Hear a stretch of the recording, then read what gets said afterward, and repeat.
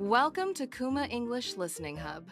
Today we will explore a fun and modern place, the Board Game Cafe. Maybe you know normal cafes. You go there for coffee, tea, or a small snack. People sit, talk, or work on their laptops. But a board game cafe is different. In this place, people come to play games together. They sit around a table, talk, laugh, and try to win. It is not only about coffee, it is about people. In this episode, you will learn what a board game cafe is, how it works inside, why people enjoy it, how it helps language learners like you, tips for visiting a board game cafe for the first time. Listen carefully and try to imagine the place as I describe it. Let's start with a simple question. What is a board game cafe? A board game cafe is a mix of two things, a cafe and a game room. Like a normal cafe, it has tables, chairs, drinks, and small foods. You can order coffee, tea, juice, or maybe cake and sandwiches. But there is something special. On the walls, you can see many shelves. On the shelves, there are boxes of games. Some boxes are small, some boxes are very big. They have colorful pictures on them. Customers do not just sit and drink. They also choose a game from the shelf and play it at their table. Sometimes they stay for 2 or 3 hours. They are not in a hurry. They talk, think, and enjoy the game. So, a board game cafe is a friendly place where people eat, drink, and play together. Now, let's walk inside one board game cafe in our imagination. You open the door, you hear soft music. You also hear people talking and laughing. The sound is warm, not too loud. You see many tables. At one table, 4 friends are playing a game with cards and small wooden pieces. They are smiling and thinking about their next move. At another table, a family is playing a simple game with big, colorful shapes. A child is excited and says, "My turn." Near the wall, there is a couple. They are reading the rules of a new game. They look a little confused, but they are curious. On the shelves, there are hundreds of games. Some are short and easy, some are long and very strategic. There are games about building cities, growing farms, finding treasure, or solving mysteries. Behind the counter, a staff member makes coffee and also helps people choose games. This person is often called a game master or a game guide. The place feels friendly and relaxed. It is not about being perfect. It is about having fun. You might ask, how does a board game cafe work? Every cafe is a little different, but here is a common system. You usually pay a small fee to play games. This fee is sometimes per person, or per hour, or per table. For example, you might pay a game fee for 2 hours. During these 2 hours, you can play as many games as you want. You can also buy drinks and food like in a normal cafe. Some cafes ask you to order at least 1 drink. Others include 1 drink in the fee. The staff often explains how things work when you arrive. They may say something like, "Welcome! You can choose any game from the shelves. If you need help, please ask us." The game fee is for 3 hours, and you need to order at least 1 drink. It is usually very simple.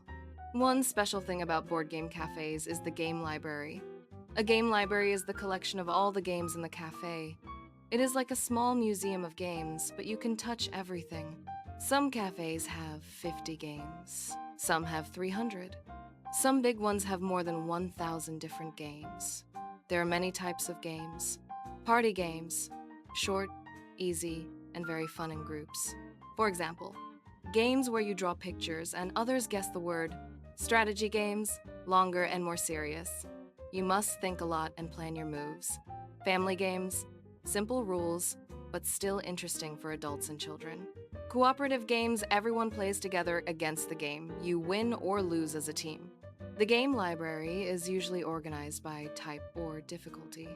Sometimes there are signs like 2 players, family, or quick games, under 30 minutes. When you visit, you can pick up a box, read the back, and choose what looks interesting. Many people ask, do I need to know the rules of the games? The answer is no. You usually do not need to know them. This is where the game guide comes in.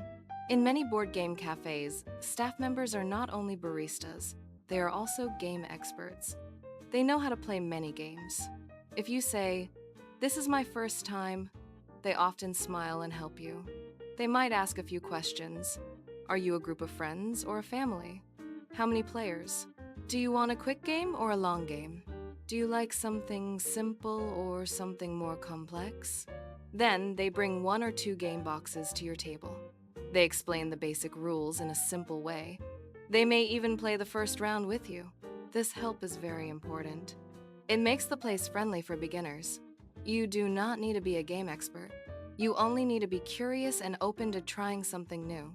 Now, let's talk about why people love board game cafes. In today's world, many people spend a lot of time on their phones and computers. They watch videos, scroll through social media, or play games alone online.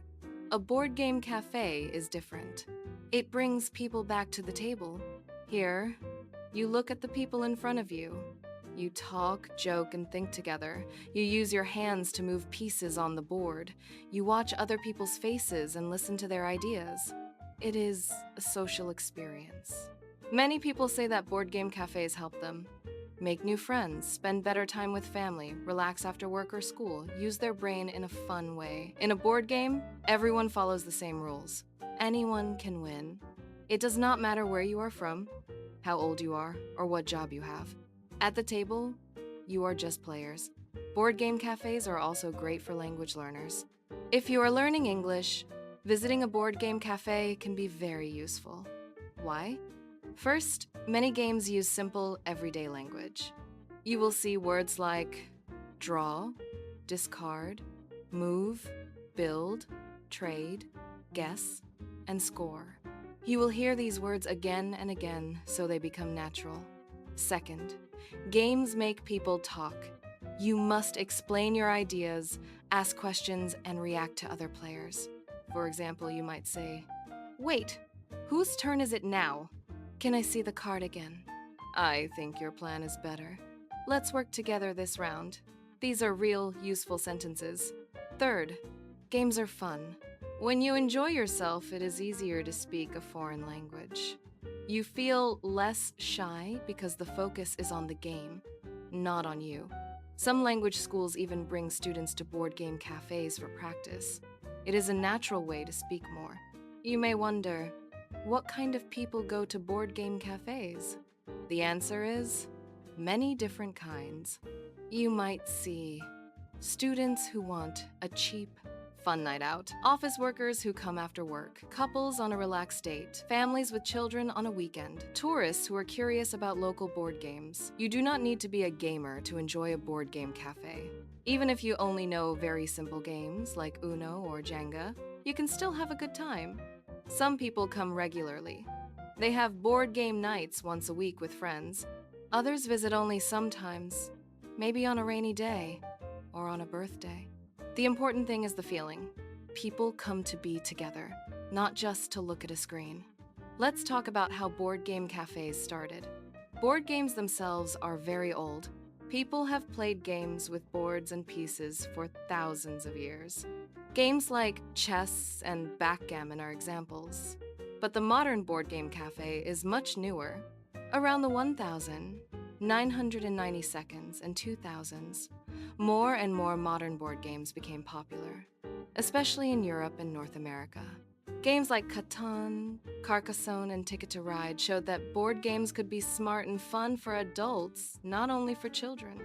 At the same time, cafe culture was growing. People like to spend time in cafes, not only to drink coffee, but also to meet others.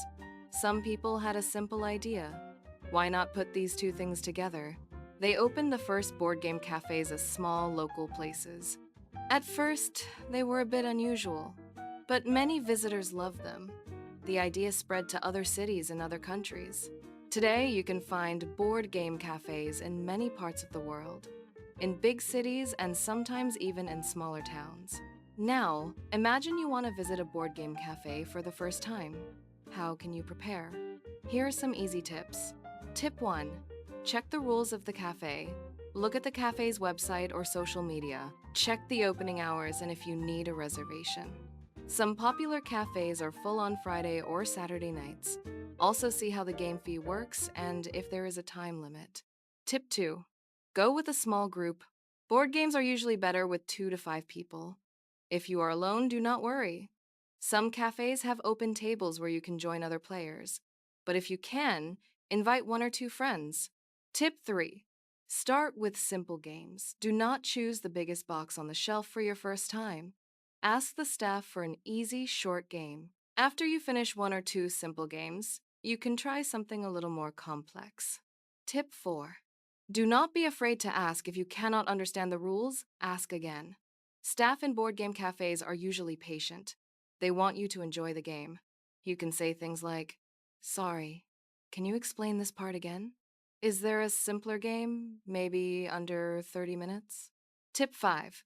Focus on fun, not only on winning. Of course, it feels good to win. But the main point is to enjoy time with other people. It is okay to make mistakes or forget rules. You can always say, "Let's try again next time." Some people wonder if board game cafes are noisy or stressful. In fact, every cafe has a different atmosphere. Some are more quiet and calm. People think a lot and speak softly. These cafes may be good if you like strategy games. Others are louder and more active. People laugh a lot and play party games. These cafes may be better if you want a high-energy night with friends. If you do not like noise, try to go in the afternoon, not in the evening. It is often less busy. If you have trouble focusing, choose a shorter game. That way you can finish before you feel tired. Remember, you are free to stand up, stretch, or take a break between games. Board game cafes can also be creative spaces. Some cafes organize special events, such as board game nights for beginners, tournaments for one specific game, design workshops where people create their own games, language exchange evenings with games. On a language exchange game night, for example, people from different countries come together. They play simple games and speak English or another target language. It is a fun alternative to a normal language class. Some game designers also test their new games in board game cafes. They watch how people play and listen to their comments. The cafe becomes a small laboratory for new ideas. Let's now connect this topic back to your English learning. In this episode, you heard many useful words and phrases, such as board game, game, fee game, library game, guide rules, turn move strategy, cooperative game. You also listened to how people might speak in a cafe. When you visit a board game cafe in real life, you can try to remember some of these expressions. You can practice by repeating some sentences after this audio, for example. Is it my turn now? Can we try a simpler game? How long does the game fee last? Could you explain the rules again, please? Saying these sentences out loud will help you feel more confident. As we come to the end of this episode, think about this question. Would you like to visit a board game cafe one day? If your answer is yes, maybe you can search online for one in your city or in a place you plan to visit. If there is no board game cafe near you, you can still enjoy the idea. You can invite friends to your home, prepare some snacks, and play a board game at your own table. The main idea is simple. Turn a normal table into a place for connection, conversation, and play. Thank you for listening to Kuma English Listening Hub. You practiced English by learning about how board game cafes turn simple tables into social adventures. You learned what happens inside these cafes, why people enjoy them, and how they can help you as a language learner. You can listen again to notice new words, or you can shadow the audio and repeat after the speaker. See you next time for another listening journey.